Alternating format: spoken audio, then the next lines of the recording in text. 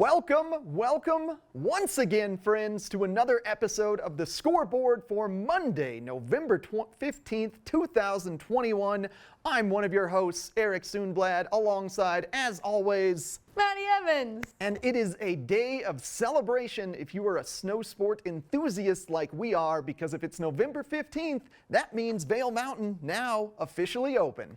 Oh my gosh, the kickoff to Vail Mountain was absolutely incredible. I got to be there right at the base. First thing in the morning, I actually got to help with the countdown to people getting to run through the flag at the top, down at the base, and get everyone down there super excited. It was amazing. Rock on. Yeah, that was a special episode of Good Morning Vail.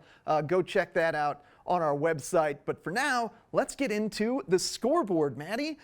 I still wanted to celebrate Vail's opening, so on opening day, I headed down with my GoPro and got some shots of what the terrain was like, what the snow conditions were like, and then I went out in the backcountry and did a little report on the various gear that you need to get the season going for not just yourself, but also your pup. Any excuse I have to get on a snowboard or show off my dog, you better believe I'm going to do it here on the Scoreboard. A little bit of a light week for high school sports though, so we're kind of changing the tune up a bit this week, which is, I think, going to be pretty entertaining for you, dear viewer.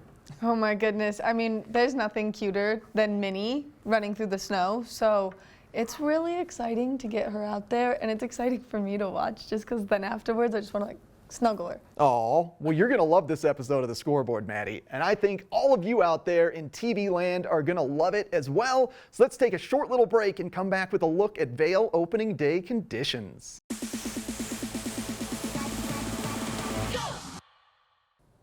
Welcome back, friends, to the Scoreboard. As promised, let's head on over to Vail and celebrate opening day with a look at the terrain on both of the runs that were open, as well as a bit of a run through on the type of snow conditions that you're going to experience. I don't see any changing in the snow conditions from this past Friday to today. It should be wonderful out there. We've had great sunny weather. This was an incredible opening day. They had over 70 acres of terrain. It was the biggest opening in the state of Colorado. Tons of people out there celebrating, but really spread out on the mountain. As we're going to see in this footage, there was plenty of wide open terrain. This isn't your white ribbon of death, as we like to call it here in Colorado on typical opening days. This was fabulous. Felt like mid-season conditions. Oh my gosh. If you happen to miss opening day, then stay tuned for this one. This is going to be a fun time. So let's head on over to Vail as we take our first turns of the season. We are officially on Gandhi 1, enjoying the nice heated seats, even though they weren't needed. I sure do love those heated seats, though. I wanted to get us a great view of Golden Peak here and see the expansions that Ski Snowboard Club Vail has added in order to give their athletes more training for ski racing. And you see that brand new big platform on the left. That's actually a mogul-specific course for the bump and jump that they just finished building this year. They're just kind of getting some additional snow made for Golden Peak before the racers can get up there. And now we are approaching the top of the Mountaintop Express, Chair 4. So much excitement, getting off the lift for the first time this year. Look at these stoked lifties. What a great job, right? Yeah, high five to you lifties. So for the first run, I wanted to check out Ramshorn. So the two runs that are open right now are Ramshorn and Swingsville. Ramshorn is going to be your more intermediate run. On the right-hand side of the run of Ramshorn, tucked away, you can find some mogul stashes. And later in the day, they did start dropping ropes on the left-hand side, kind of creating another cutaway run. And look at this, just gorgeous blue skies, just a few little clouds. But this snow was soft. This was mid-season snow. It was perfect for getting your legs back under you, getting those turns back in, realizing how good of a skier or snowboarder you really were. You kind of forget about it over the summer. And it's always such a joy to strap into the board for the first time again and just remember, oh yeah, I'm good at this sport. This is fun. Let's just go fast. Everybody loves to go fast. And Ramshorn, of course, it's big wide run, so there's plenty of room out there. But as you're observing here, not a ton of people on the run on opening day because of just the wideness of the run and how spread out it was. And Ramshorn does have kind of a great tree section right before you get to the bottom. There were some sharks in there, but if you want to get a little aggressive and excited, those trees are safe. Now let's check out Swingsville. Swingsville, a bit more of a family-friendly zone. It's just as wide as Ramshorn, but a little bit less incline to the run. So it's great for kind of getting your floating leaf down if you're a new snowboarder, or learning how to snowplow if you're a new skier, and just safely kind of get yourself transitioned into making the appropriate Christie turns. That's what they call those little guys in skiing. Just beautiful terrain. I just kind of love sitting back, just watching the trees go by in this footage.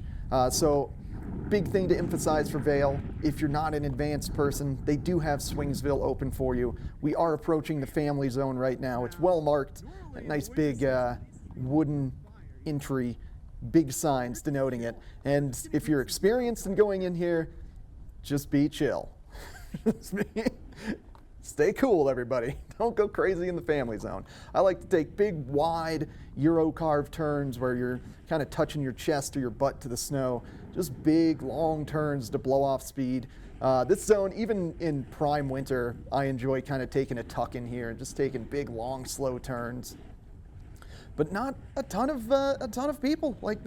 Just a great job of separating the crowds and just allowing people to go at their own pace here on Swingsville. That little snow spray means that we have reached the end of the run. So you've got two great runs open, Swingsville and Ramshorn, and I bet Vail Mountain continues to blow some amazing snow and get open onto Chair 2 in no time. So that was a look at opening day Vail. There's some great snow up there. Felt like mid-season conditions, despite it mostly being man-made. They were helped out by about a 15-inch snowfall over the course of about a week and a half before they opened. So there was a good mix of natural and man-made there. As far as equipment goes, don't worry about bringing a rock board or rock skis. There are no rocks along Vail. I was riding on a rocker board, so it's really smooth and easy. You're not going to catch any edges on that. Great for the soft Colorado snow. We got Beaver Creek opening day coming up on November 24th. It's just around the corner, and this is just the first of many live looks into the terrain. We're going to keep you helped out here on the Scoreboard as far as how the terrain and season is progressing in these short little segments throughout the year. Well, that was a great look at opening day Vail. We're going to take a short little break and come back with more here on the Scoreboard. Following their unfortunate loss to the Mullen Mustangs in the semifinals of the 4A state championships, I wanted to head on down to Husky Nation Stadium and celebrate a bit about your Battle Mountain Huskies soccer team overall season, as well as go into some of the finer details of the Mustangs game. Now, as we compare the two teams leading into this semifinal playoffs, the Huskies were the only team in the playoffs to increasingly get better throughout the course of the playoffs, scoring 2 goals in the first round, 3 goals in the second, and then shutting out the Classical Academy 4-0 in the third round before facing off against the Mullen Mustangs. On the other side of the coin, the Mullen Mustangs, a very strong team throughout these playoffs. They shut out 2 teams in the first 3 rounds, as well as scored 7 and 6 goals in 2 different games. This was a high-scoring team. Now, if you recall earlier this season, at the very beginning of the Huskies season, they wanted to bring up some Denver teams here to the mountains to face off against the toughest possible competition to get them ready for the playoffs. Ironically, one of those teams was the Mullen Mustangs. Now, they faced them the day after a double overtime defeat to Durango and then lost 5-0. So the wonder going into the semifinal game was if that first game was purely a result of the Huskies potentially being tired, or if they had improved enough throughout these playoffs and their stellar season to defeat them.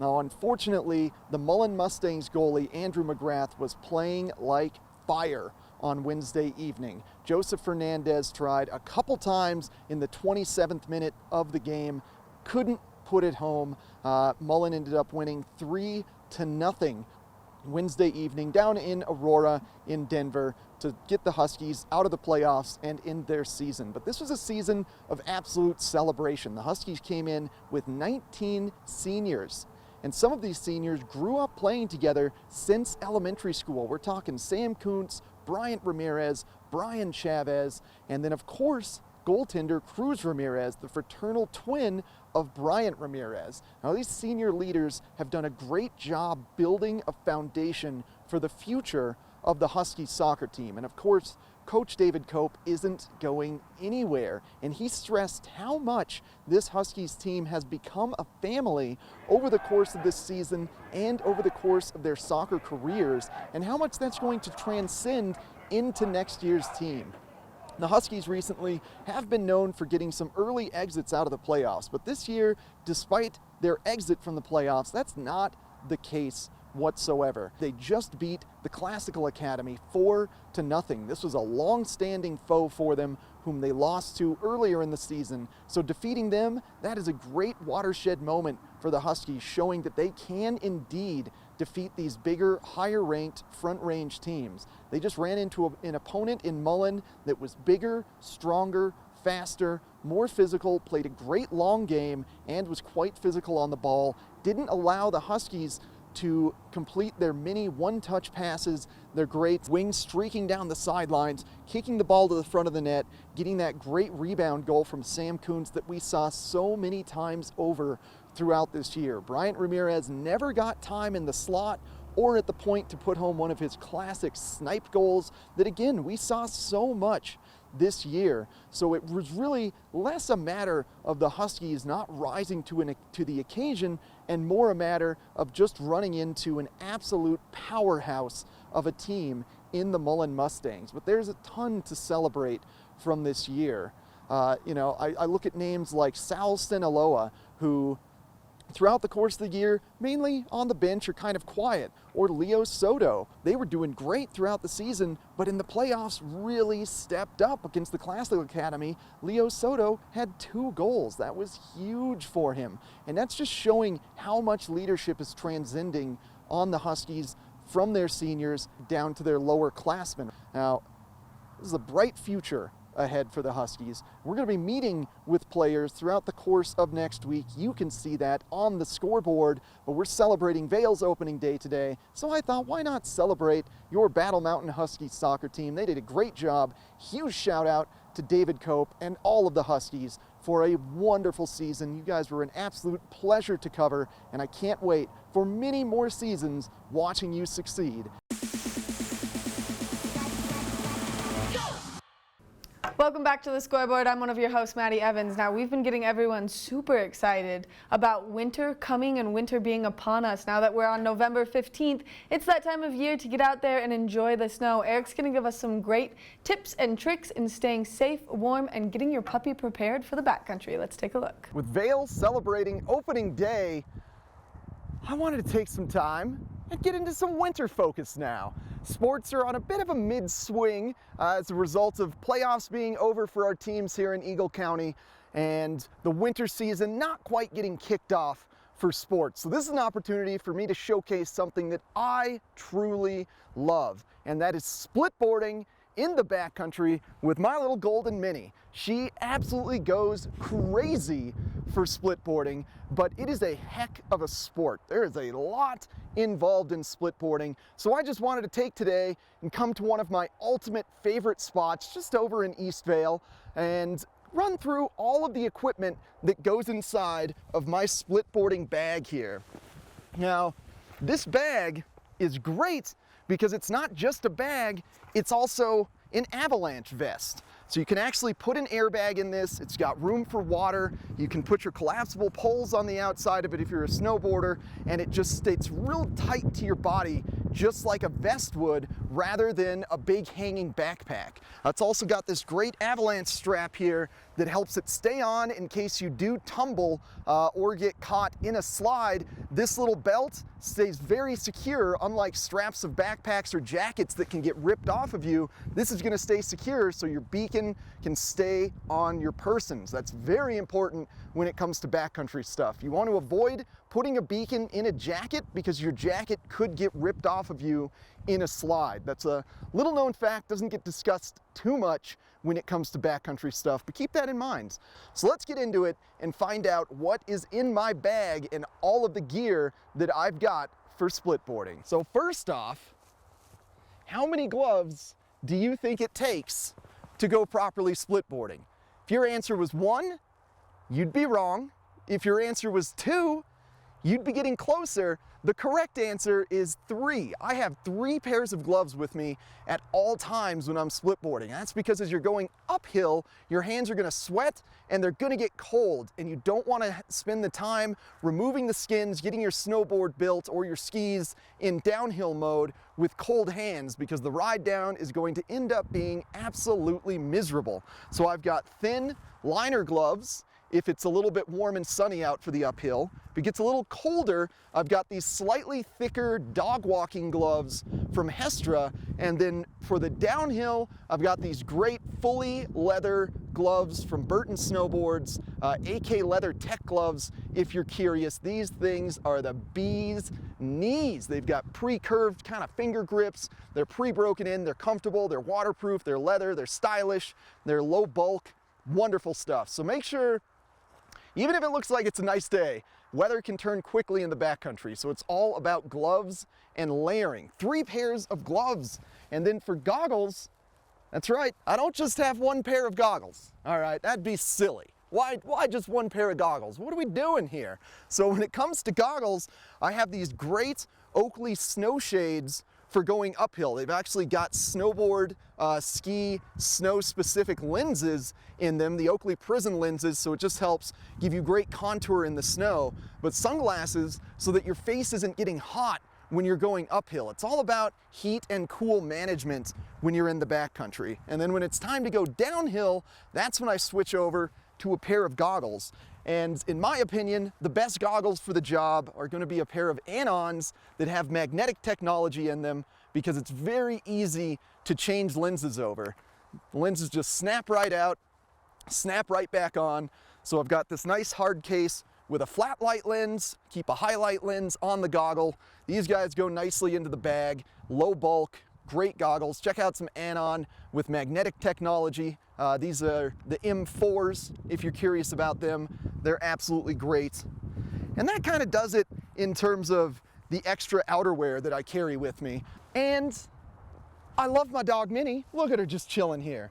And with dogs, you do need to bring some equipment for them. Now, some people have vests for dogs so that they can give them packs of water, things of that nature. I keep hydration in my bag, and a little bowl for Minnie, but it's the paws that you're gonna wanna focus in on when it comes to your pups. So there's 2 different paw solution devices for your pups. The first one, of course, if anybody has a dog, they know the nightmares of trying to get them to put on winter booties.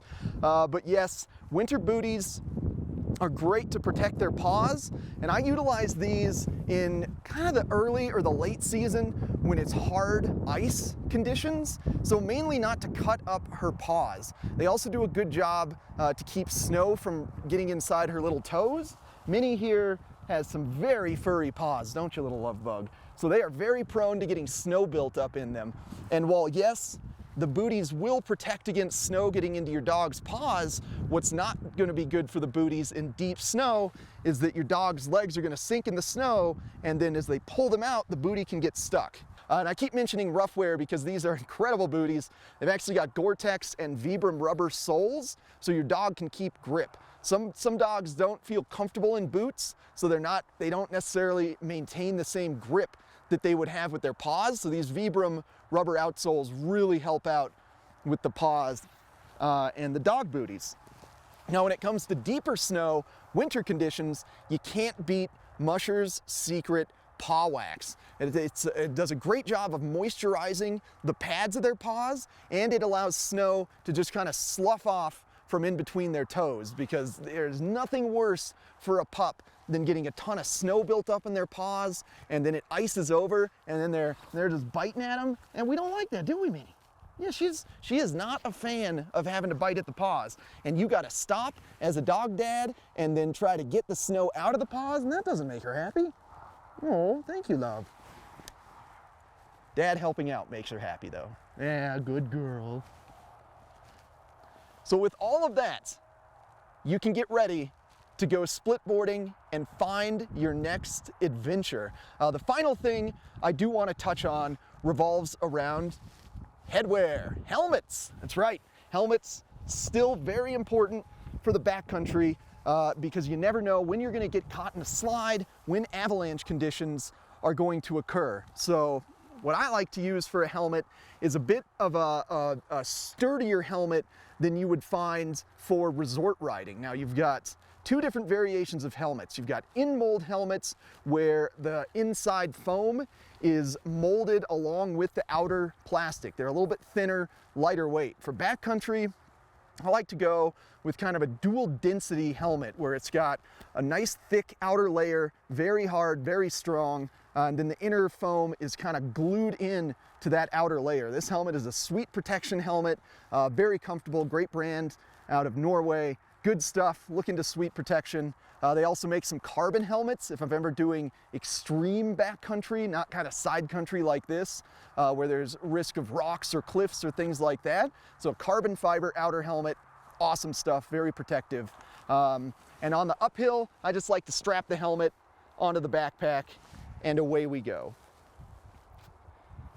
Away we go, you say? Are you ready to go? Minnie, do we want to go? Look at how excited she's gonna get when this snowboard comes out. She freaks out, folks. Minnie's a snow pup. Minnie's a snow pup. Oh yeah. Every time I get the snowboard built, she starts barking at me and scratching at it and freaking out because she just loves snowboarding so much with her dad. If you've never taken your pup snowboarding or skinning, make sure to give it a shot this winter. I'll be doing more segments on splitboarding and snowboarding and showing how I've trained Minnie to be a good downhill dog. Yes, we're gonna go soon. We are. She's a good dog. You're a great viewer. We are gonna take a short break here on the scoreboard and come back with plenty more just in a bit. Thank you so much for tuning in to this week's scoreboard. Hope you enjoyed all the footage of backcountry and on Vail and the delightful little golden retriever Minnie. We're going to have plenty more of those segments throughout the winter. As we get more and more snow, we're going to keep showing you live looks onto Vail. It's going to be good stuff, Maddie. Yeah, I gotta go. That got me too excited for skiing. I'm out. Bye, everyone. Coming up this week, we're going to be taking a look at your high school tryouts for hockey and basketball. So make sure to stay tuned next week for the scoreboard or check us out on thescoreboardnation.com. For Maddie Evans, I've been Eric Sundblad. And remember, if you can't catch the score, you can always catch the scoreboard.